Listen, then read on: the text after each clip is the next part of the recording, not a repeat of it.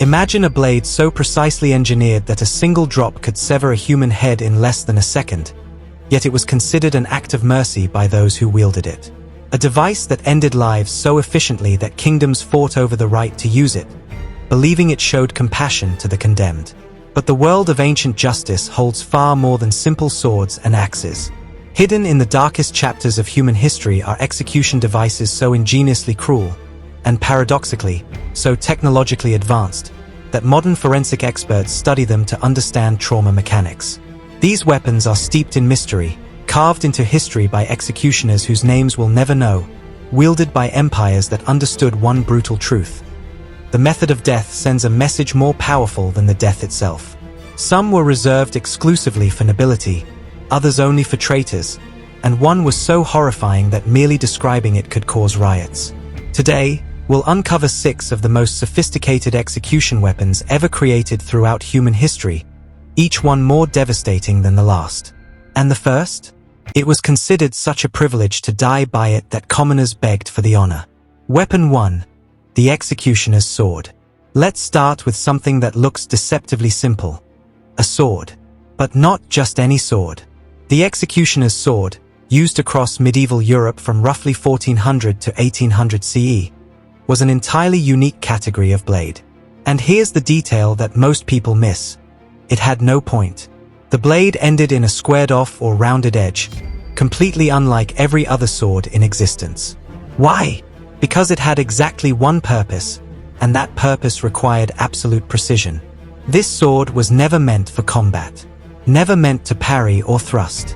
It was engineered specifically to remove a human head from a human body with a single stroke. And that missing point?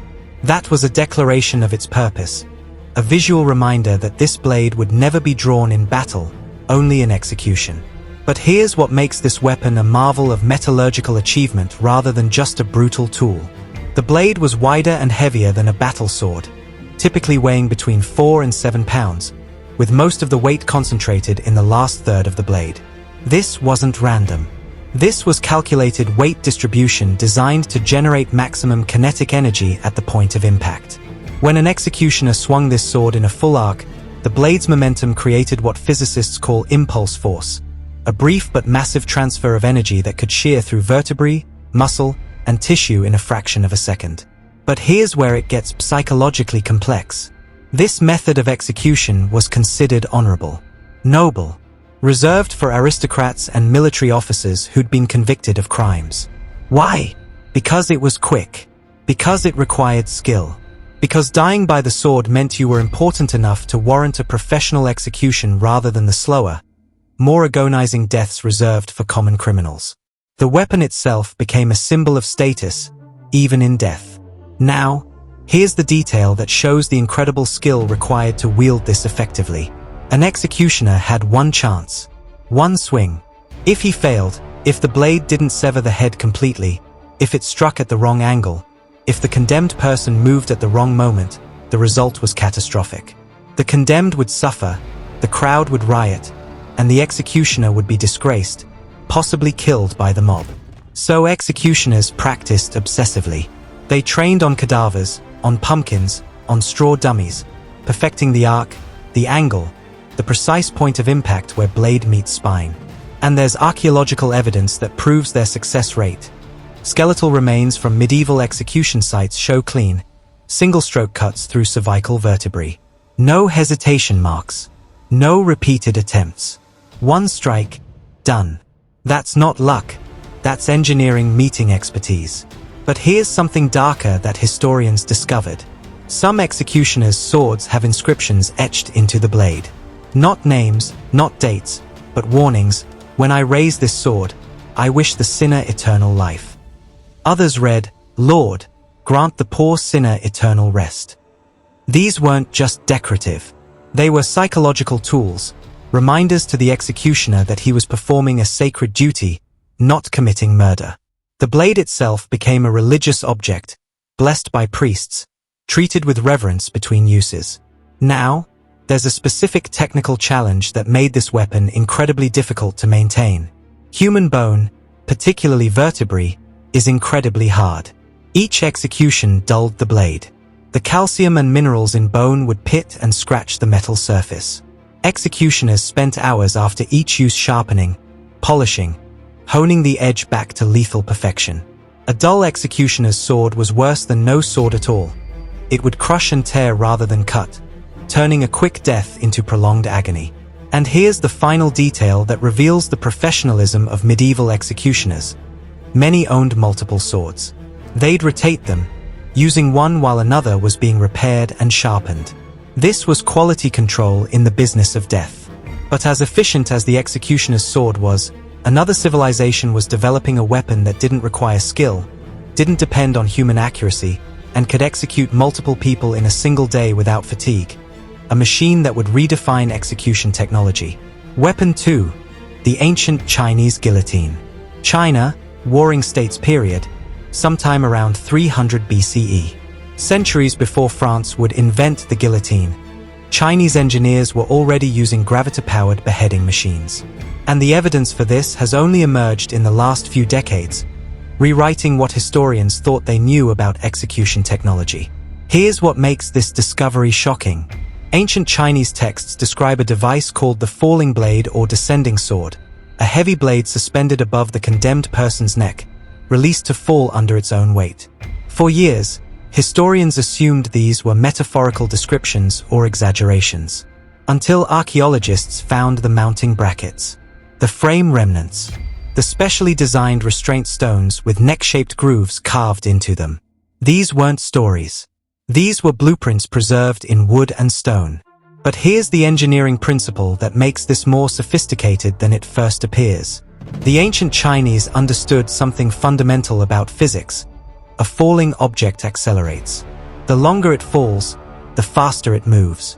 So they designed these devices with height, tall wooden frames that gave the blade several feet of free fall before impact.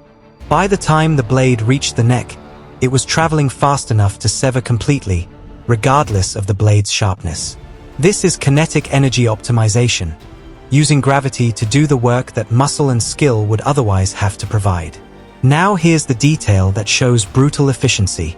Unlike the executioner's sword, which required a skilled professional, the falling blade could be operated by anyone. Pull a lever, release a catch, gravity does the rest. This meant executions could be carried out rapidly, with minimal training, and most crucially, without error. The machine didn't get tired, didn't miscalculate angles, didn't suffer performance anxiety in front of crowds. It was consistent. And there's something chilling about that consistency that changed the nature of state power. When execution becomes mechanical, it becomes administrative. It's no longer a dramatic public ritual performed by a specialist. It becomes a procedure that can be scaled. Historical records from Qin dynasty China describe execution days where dozens of condemned prisoners were processed through these devices. The falling blade made mass execution logistically possible in ways that sword-wielding executioners never could. But here's where the psychological impact differs from manual execution. There's no human executioner to hate, no person to blame. The condemned person faces not an enemy but a machine, cold, impersonal, inevitable. Some historians argue this was more terrifying than facing an executioner because there was no possibility of mercy, no chance the blade wielder might hesitate or be bribed. The machine had no conscience to appeal to. Now, there's a specific technical innovation that Chinese engineers added which shows sophisticated understanding of the human body. The restraint system. The condemned person wasn't just told to kneel and place their neck in position. They were secured with wooden stocks that immobilized the head and upper body. Why? Because the natural human instinct when seeing a blade fall is to flinch, to pull away. Even if you're resigned to death, your body will try to move. Those stocks prevented that movement, ensuring the blade struck exactly where intended. This is human factors engineering, designing around predictable biological responses. And here's evidence of how effective this design was. It never went away. Various forms of falling blade devices continue to be used in China for over 2,000 years, right up until the early 20th century. A technology that works doesn't get replaced. But there's a darker detail historians uncovered.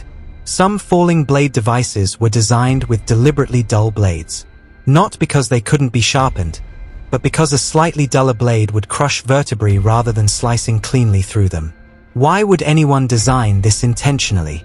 Because for certain crimes, treason, rebellion against the emperor, the punishment was meant to be harsher. The condemned would die more slowly, more painfully. The machine could be calibrated for mercy or suffering, depending on the crime. Yet despite its efficiency, this weapon required infrastructure, frames, mounting points, prepared execution grounds. But another ancient culture developed a method that required nothing but the weapon itself and raw human strength, and the psychological terror it generated was unmatched. Weapon 3, the Roman furka. Rome, Republic era, around 200 BCE. When we think of Roman execution methods, we think crucifixion. But there was another device, less famous but in some ways more psychologically devastating, the furka. Here's what makes this weapon different from everything we've discussed. It killed you slowly, publicly, and made you complicit in your own execution. The furka was a wooden yoke, a heavy beam placed across the condemned person's shoulders and neck, with their arms tied or nailed to it. Then they were forced to march through the streets while being beaten. But here's the detail that reveals the calculated cruelty. The furka wasn't just painful. It was specifically designed to be exhausting. The weight, typically 60 to 100 pounds, was positioned so that it compressed the shoulders and neck while forcing the condemned person to balance it with arm strength. Within minutes, muscles would begin to fail. The arms would cramp. The shoulders would dislocate. And here's the horrifying part. You could rest by letting the yoke settle fully onto your neck, but that restricted breathing. So you were forced into a terrible choice. Suffer muscle failure and dislocation, or slowly suffocate. This is physiological torture, using biomechanics to create an impossible situation. Now here's what makes the furka psychologically unique among execution methods. The condemned person had to walk, had to move forward through the streets, had to actively participate in the procession to their death. They couldn't collapse, because guards would beat them until they stood again. They couldn't rest, because the crowd was watching, jeering, throwing refuse. The execution became a performance in which the condemned person was simultaneously victim and actor. And there's a specific reason Romans used this method: public humiliation. The furka was reserved for slaves who'd committed particularly offensive crimes: theft from their master, violence against freemen, attempted escape. The message wasn't just "this person will die." It was "this person is so worthless they have to carry their own execution device." It transformed death into theater, shame into spectacle. But here's the engineering detail that shows Romans understood human physiology better than we might expect. The beam's weight and positioning was calibrated. Too heavy, and the condemned would collapse immediately, ending the spectacle too quickly. Too light, and they could carry it too long, drawing out the execution inefficiently. Romans found the optimal weight range that would exhaust a human body over the course of several hours while ensuring death by the end of the day. This is grimly precise human performance calculation. Now, there's archaeological evidence that reveals how common this practice was. Skeletal remains from Roman execution sites show distinctive shoulder damage, joint dislocations, stress fractures in the clavicle, crushed vertebrae. These injuries match exactly what you'd expect from carrying a heavy transverse load for extended periods. The furka left signatures in bone that archaeologists can identify 2,000 years later. And here's a detail that connects to later execution methods. Some historians believe the furka was a precursor to, or used in conjunction with, crucifixion. The condemned would carry the crossbeam of their cross, the patibulum, through the streets before being nailed to it. Same principle, same psychological impact, same biomechanical torture. But there's something else about the furka that made it particularly effective as a deterrent. It required no special equipment beyond a wooden beam. No executioner with rare skills. No constructed apparatus. Any Roman official could order a furka execution and carry it out with materials at hand. This made it a flexible, scalable punishment that could be administered anywhere in the empire. It was democratic in its brutality, equally applicable in Rome or in the furthest provincial outpost. Yet the furka's public nature was both its strength and limitation. It required crowds, required social context to achieve its humiliation effect.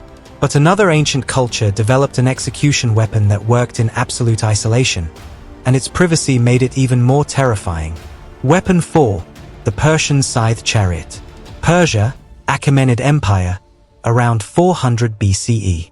Now, we're entering territory that sounds like mythology but is documented in multiple historical sources. We're talking about chariots fitted with blades, wheeled death machines that could cut through human bodies as easily as grain stalks. Here's what ancient historians like Xenophon tell us. Persian scythe chariots had long, curved blades attached to the wheel axles, protruding horizontally at ankle and chest height. When the chariots charged into enemy formations, the blades would rotate with the wheels, slicing through anyone in their path. But here's the question that modern military historians have obsessed over. Did these actually work, or were they psychological weapons that succeeded through fear rather than function? The answer is both, and that's what makes them fascinating. Scythe chariots were devastatingly effective under specific conditions.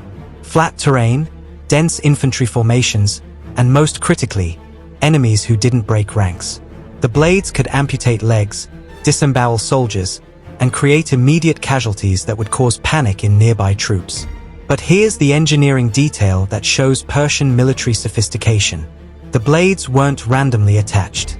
They were positioned at calculated heights and angles based on the average height of enemy soldiers. The lower blades, at ankle to knee height, would cut legs from under soldiers, dropping them instantly. The upper blades, at waist to chest height, would strike as the chariot passed, creating maximum trauma to vital organs.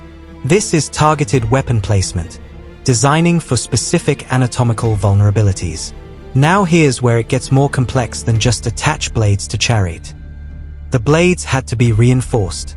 A thin blade, no matter how sharp, would bend or break when striking bone and armor at speed. Persian metalworkers created scythe blades with thick spines and reinforced bases that could withstand repeated impacts without failing. Archaeological evidence of blade fragments shows sophisticated forging techniques, layered metal, differential hardening, and reinforced mounting brackets that could handle the tremendous stress of repeated strikes. But here's the limitation that made scythe chariots less effective than they sound. They required perfect conditions. Rough terrain would slow or tip the chariot. Disciplined infantry who broke ranks and created gaps could let chariots pass harmlessly through. And here's the critical vulnerability: horses. The chariots depended on teams of horses charging at full speed. Enemies quickly learned that if you could panic or injure the horses, with arrows, spears, or even loud noises, the entire weapon system collapsed. A scythe chariot moving slowly or out of control was more dangerous to its own side than the enemy. And there's a specific historical incident that demonstrates both their effectiveness and their vulnerability. At the Battle of Cunaxa in 401 BCE, Persian forces deployed scythe chariots against Greek mercenaries. The Greeks responded by opening their ranks, letting the chariots thunder through harmlessly, then closing ranks and continuing the battle. The chariots were neutralized without causing significant casualties. But in earlier battles against less disciplined forces, the same chariots had caused catastrophic casualties and instant routs. This tells us something important. The scythe chariot's true power was psychological. The sight of blade-studded chariots charging at full speed, the sound of hooves and wheels and metal, the knowledge that these machines could cut you in half. This terror was often enough to break enemy morale before impact.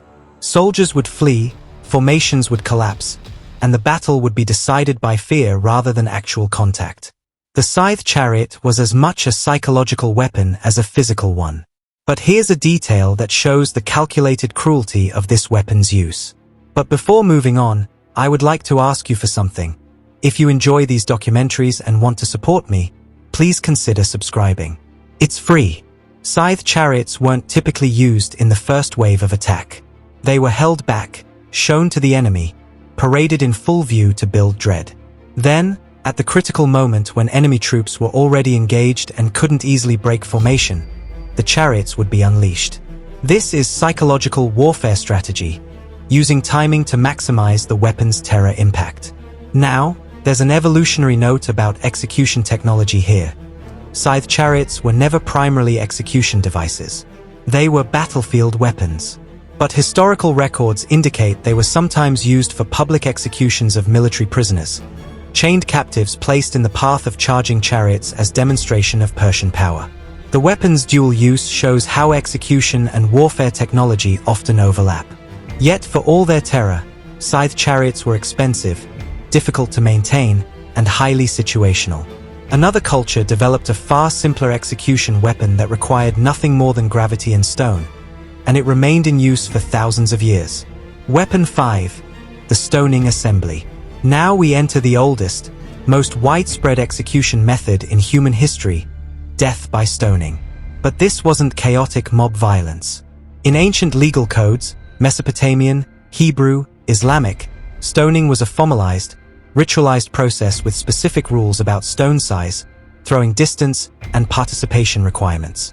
Here's what makes stoning unique among execution weapons. The weapon is the environment itself.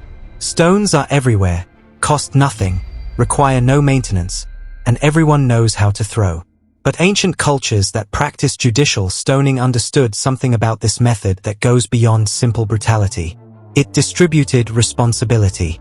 When a single executioner swings a sword, that person bears the weight of having killed. But when an entire community throws stones, no single person can be identified as the killer. The execution becomes collective, shared, a communal act that binds participants together in the deed. This is social engineering through execution methodology.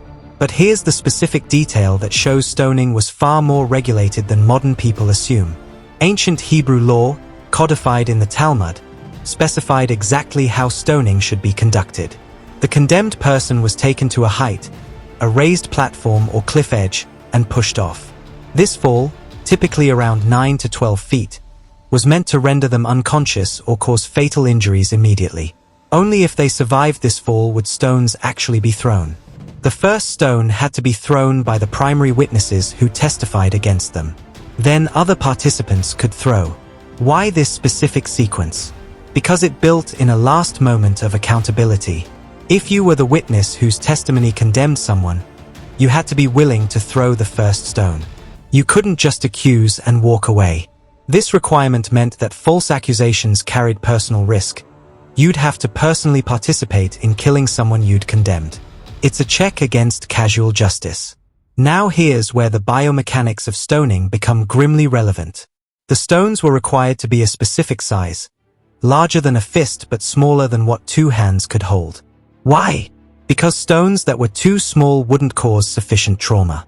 Stones that were too large would kill too quickly from a single impact, defeating the purpose of communal participation. The size regulation ensured that death would come from accumulated damage, multiple strikes from multiple people, rather than one massive blow. And there's a medical reality here that ancient peoples understood empirically.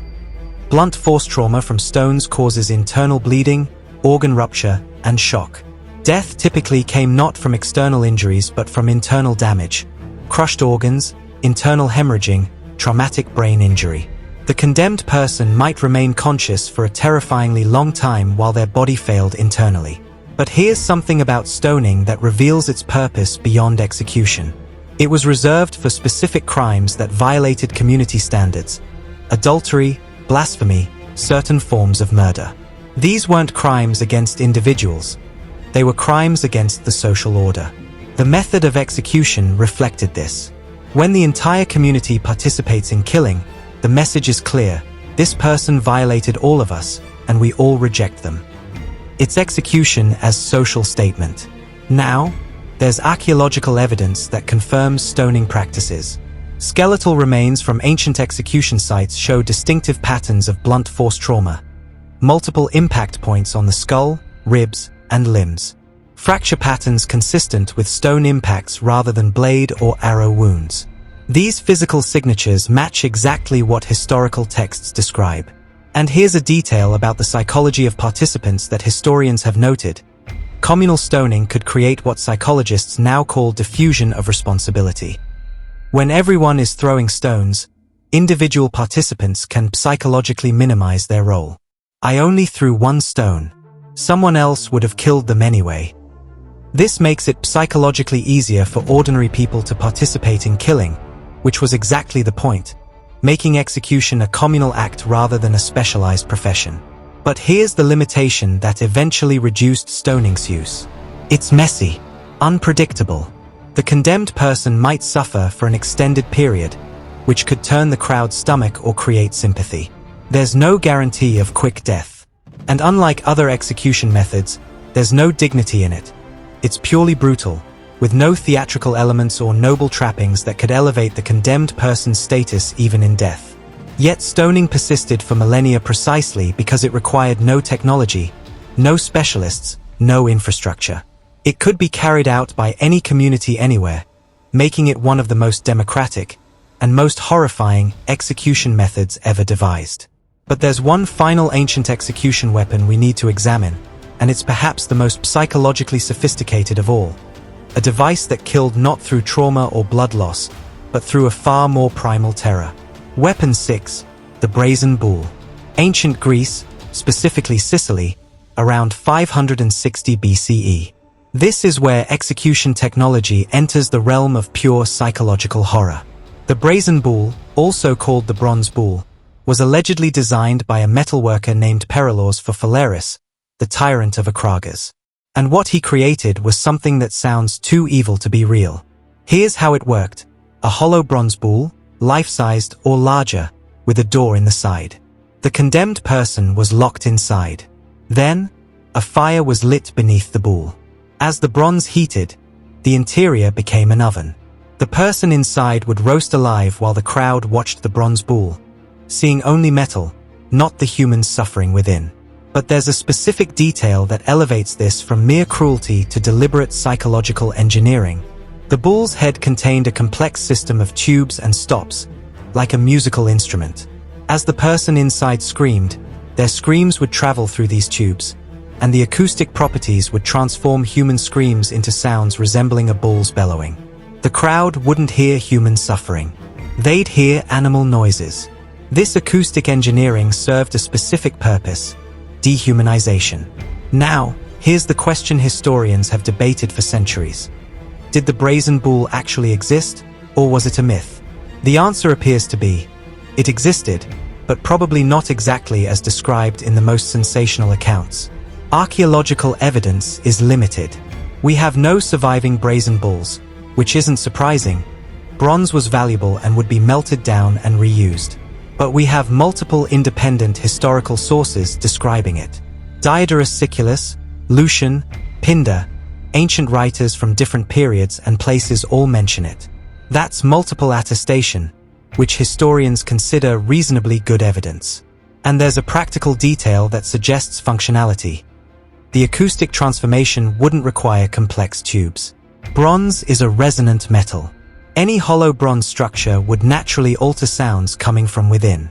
A simple set of openings positioned in the head would be sufficient to change the frequency and character of screams.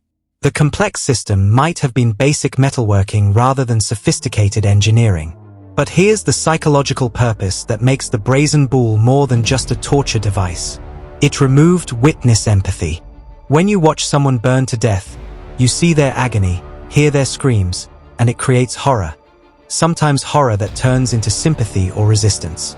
But when you see a bronze bull that appears to be bellowing, you're watching an object, not a person dying. The device itself created psychological distance between the condemned and the audience, making the execution simultaneously a spectacle and an abstraction. Now there's a historical detail that, if true, reveals the darkest irony of this weapon. According to legend, when Persian presented the brazen bull to Phalaris and explained how it worked, the tyrant was so impressed that he ordered Persian to be the first person tested in it. The creator became the first victim of his own device.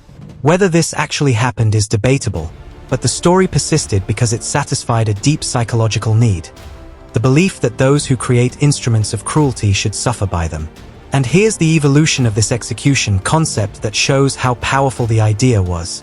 Even though the original brazen bull was specific to one tyrant in one city, the concept of enclosed burning execution spread.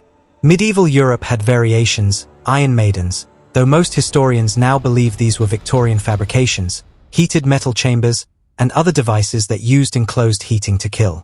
The brazen bull became a template, a proof of concept that psychological torture could be built into execution technology. But there's a medical reality about death by enclosed heating that makes this method particularly horrifying. You don't die from burns first. You die from heat exhaustion, dehydration, and eventually organ failure as your body temperature rises beyond survivable limits. The air itself becomes unbreathable. Superheated air burns the lungs. Consciousness would fade in and out as the body goes into shock. Death would take anywhere from several minutes to over an hour, depending on the intensity of the fire. This is prolonged execution, designed to maximize suffering. Now, here's why the brazen bull represents perhaps the pinnacle of execution weapon sophistication. It combined multiple psychological effects: dehumanization through acoustic transformation, spectacle through the bronze bull form, terror through enclosed burning, and complete removal of the condemned person from public view. Unlike other execution methods where the crowd sees the human being suffer, the brazen bull turned execution into abstract theater. You knew someone was dying inside, but you couldn't see them, couldn't directly witness their humanity. And there's a final detail that shows the lasting impact of this device. The brazen bull became synonymous with tyranny and cruelty in ancient literature. Writers would reference it as the ultimate symbol of unjust power. It entered the cultural consciousness not just as an execution method but as a metaphor for state cruelty. The weapon transcended its physical form to become an idea, and ideas last longer than bronze. The brazen bull was eventually destroyed. Historical accounts suggest it was thrown into the sea by the people of Akragas after Phalaris was overthrown. The crowd's rage at the device itself shows that they understood. This wasn't just a tool. It was a symbol of the tyrant's inhuman brutality. From the precision of the executioner's sword to the mechanical efficiency of the ancient guillotine, from the biomechanical torture of the Roman furka to the battlefield terror of the Persian scythe chariot, from the communal violence of ritual stoning to the psychological horror of the brazen bull, these 6 weapons represent humanity's darkest technological innovations. Each one was designed not just to kill, but to send a message. About power, about justice, about who gets to decide life and death and how that decision is carried out. They reveal that execution has never been simply about ending life. It's always been about demonstration, deterrence, and the public performance of power. What makes these weapons particularly chilling is their sophistication. These weren't crude implements of rage. They were carefully engineered tools that incorporated advanced understanding of metallurgy, physics, human anatomy, and psychology, often centuries before those fields existed as formal sciences. Ancient peoples understood exactly what they were doing, exactly what effects these weapons would have, both on the condemned and on the witnesses. The history of execution weapons is ultimately the history of civilization's struggle with justice, cruelty, and the question of what methods of death, if any, are acceptable for a society to use against its own members. If this documentary gave you new perspective on ancient justice and technology, please consider subscribing for more historical content.